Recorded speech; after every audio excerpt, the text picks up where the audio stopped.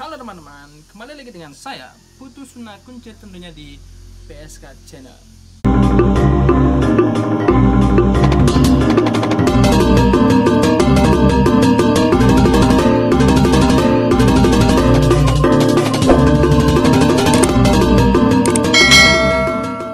Kali ini saya akan membuat tutorial mengenai bagaimana cara belajar suara monyet, atau dalam istilah pewayangan Bali, ngore namanya. Tapi sebelumnya tetap saya ingatkan, jangan lupa like, comment, dan subscribe. Share juga ke teman-teman kalian kalau menurut kalian video ini bermanfaat. Dan tetap pantangi PSK Channel, karena di PSK Channel banyak sekali video mengenai seni budaya dan khususnya seni pedalangan. Oke, langsung saja pada pembahasan. Jadi sebenarnya belajar ngori itu bisa dikatakan susah-susah gampang ya, karena prinsip dasarnya itu datang dari keseharian kita. Artinya ya, nanti saya jelaskan apa yang saya maksud dari keseharian ya. Namun di sini mungkin yang susah itu adalah mencari teknik agar kita bisa membedakan suara ngori itu, karena menurut guru saya waktu di SMKI, namanya Pak di Nuarse, beliau mengatakan kalau ada perbedaan korean, artinya hasil suaranya yang akan digunakan pada Palawage. Karena biar ada perbedaan ya antara Sugriwo, anggaplah Sugriwo yang paling tinggi ya. Jadi Sugriwo itu suaranya, oreanya itu biasanya harus besar, harus lauh, itulah biasanya. Dan yang Palawage itu standar.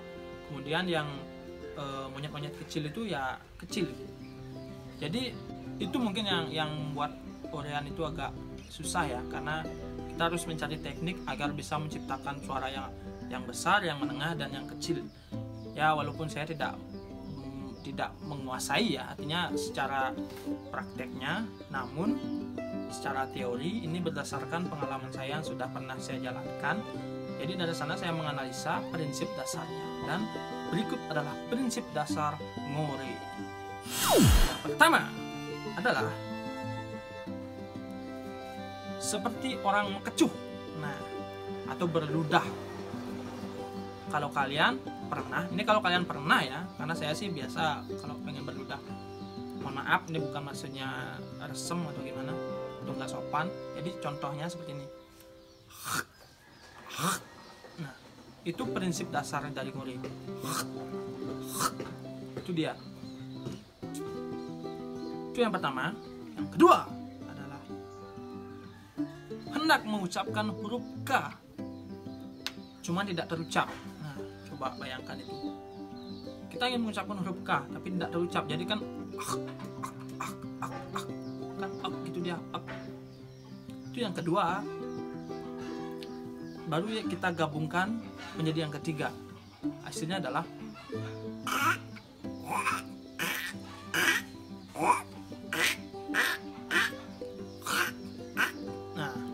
dari huruf K, ingin mengucapkan huruf K itu kita langsung berikan seperti orang ingin mengecuh. Tapi kita bawa ke samping, jangan kalau ke depan kan gitu dia jadinya. Kita bawa agak ke samping sedikit. Jadi posisi lidah kita, mohon maaf ini. Nah, semoga kelihatan. Jadi dia agak miring gitu dia, lidah kita. Kalau saya ya,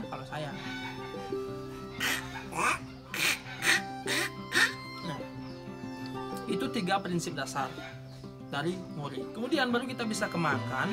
Misal kita mau bawa kemana, kita mau ke samping atau ke pojok atau kemana gitulah. Yang jelas itu memang ada permainan di lidah, dari lidah dan dorongan dari udara dari dalam gitu. Prinsip dasarnya seperti itu. Nah, jadi kalau saya biasanya kan ini bibir ini, saya biasanya bawa ke sini. Jadi di sini deh. Kalau saya merasakan dari dalam itu, saya keluarkan di sini dia suaranya. Jadi di sini ada benturan dari pipi, saya arah anginnya seperti ini, set gitu dia.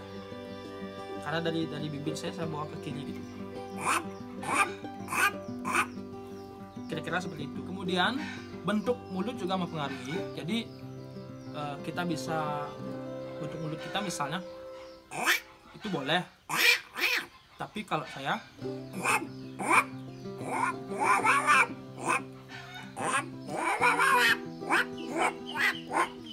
itu juga kita ingin bagaimana, itu bisa diolah dari mulut di bagian luar atau bibir lah, bibir. Jadi prinsip dasarnya seperti itu. Nah, kemudian mengenai untuk membuat suara kita besar dan kecil, nah itu berdasarkan tekanan udara di dalam. Kalau kita ingin membuat suara orian kita besar, biasanya ini secara teori ya, saya hanya menganalisa secara teori. Tapi kalau praktek mungkin saya belum menguasai, tapi nanti saya akan coba. Kalau ingin suara kita besar, jadi ruangnya itu kita lebih, rongga di dalam mulut kita lebih buka, lebih dibesarkan, sehingga dia akan menghasilkan suara yang lebih besar ya.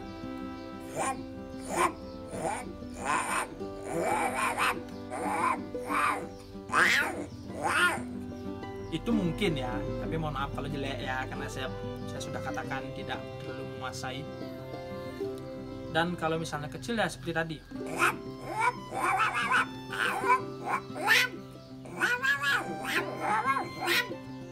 Itu yang kedua. Kemudian kalau kecil, kalau teman saya biasanya di bawah ke kiri ya, dan rongganya betul-betul dikecilkan.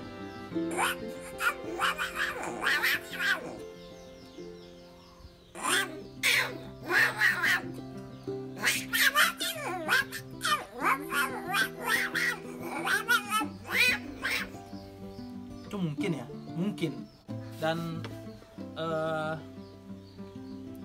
seperti yang saya katakan tadi, biasanya kalau besar itu digunakan pada tokoh seperti Sugriwo, Subali, Anoman juga bisa. Kalau Anggada karena dia jatuhnya sudah masuk ke remaja, jadi mungkin bisa masuk ke Palawaga dia. Anggada, Nila, Nala, kemudian Bewaksa, Sempati, Menda, dan lain sebagainya. Itu masuknya standar ya, golongan standar. Kalau yang kecil-kecil sudah pasti monyet-monyet kecil itu yang biasanya ikut berperang, atau bala bojong gitulah. Kalau kita hendak misalnya menggunakan itu dalam bercanda, misalnya monyet-monyet kecil itu hendak menyanyi dengan more, itu silahkan dicari sendiri-sendiri, karena itu memerlukan teknik dan latihan dari diri kita sendiri gitu sih. Misalkan ada monyet kecil dagang bakso, kan sekarang kan banyak ya, maksudnya yang wayang-wayang Ramayana itu seperti itulah, dagelan atau pola-pola leluconnya gitu. Kalau itu sih mungkin agak gampang ya, kalau kita mau menampilkan monyet kecil yang mendagang bakso itu, menurut saya sih gampang, karena itu hanya teknik pengolahan bibir aja sih.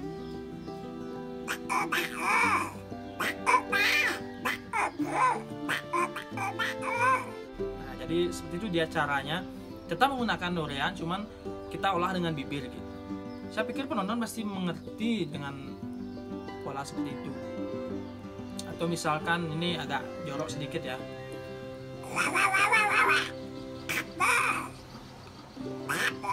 Nah, itu agak jorok sedikit, tapi saya coba jelaskan maksudnya adalah www apa bang po. Nah, itu maksudnya.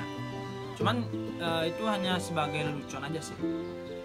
Ya seperti itu misalnya cara pengolahan dari orian itu, dan masih banyak lagi, dan saya tidak menguasai semua. Ini karena saya cuman pernah melakoni wayang Ramayana sehingga saya tahu sedikit. Dan sudah saya bagi, jadi saya simpulkan prinsip dasar belajar ngore adalah satu, adalah ingin berludah atau mengecuh, jadi itu dia yang prinsip pertamanya. Kemudian yang kedua, ingin mengucapkan huruf K tapi dia lebih ke ak gitu, ak. Lidah kita jadi di dalam ak gitu. Kemudian yang ketiga, kita gabungkan dari K itu jadi pengen mengecuh gitu. Itu dia. Baru yang terakhir kita olah ingin seperti apa, ingin suara besar, suara kecil, atau suara menengah. Jadi itu prinsip dasarnya seperti itu. Sedikit tips, jadi biasanya kan apalagi seperti saya kan yang tidak terlalu menguasai Orian, akan susah kan biasanya, apalagi tenaga kita mau habis gitu. Sedangkan kalau di pola pertunjukan Sukawati biasanya Sugriwo itu kan pasti berperang itu paling terakhir biasanya. Misalnya waktu perang dengan Meghanada itu yang terakhir pasti Sugriwo gitu, dan sebelum berperang itu baru dia menari. Nah di sana perlu mengeluarkan Orian besar. Ini saya mendapatkan tips dari Gungaji Kute Badung. Jadi untuk membuat Orian besar ini, kalau misalnya kita nggak kuat ya, misalnya kayak tadi kita nggak kuat dengan membesarkan Orian kita secara langsung. Nah prinsipnya adalah satu, posisi mulut kita seperti ngore. Mau dicatat, posisi mulut kita seperti ngore. Tapi yang kedua, kita berbicara, artinya kita suarakan langsung, tapi bukan ngore. Contohnya,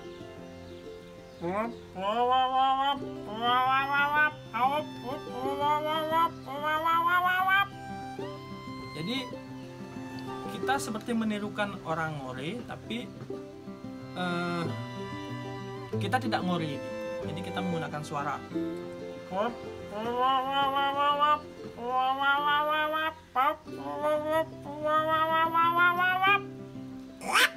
Itu terakhirnya, diisi terakhir. Itu saja tips dari saya. Mungkin sekian, semoga video ini bermanfaat, semoga kalian mengerti dan bisa menangkap apa yang saya maksud, dan semoga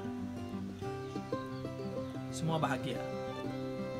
Cukup sekian, jangan lupa like, komen, dan subscribe, share juga ke teman-teman kalian, dan tetap pantangi PSK Channel. Akhir kata saya ucapkan, sampai jumpa dan salam PSK.